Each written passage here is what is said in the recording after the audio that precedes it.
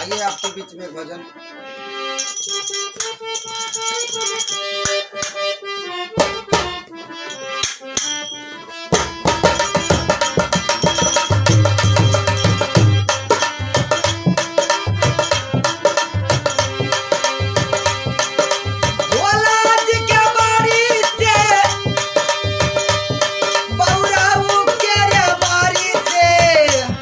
फला तू लक्ष्मण भोला जी के बारी से कहे फला तू लक्ष्मण भोला जी के बारी से कहे फला तू लक्ष्मण भोला जी के बारी से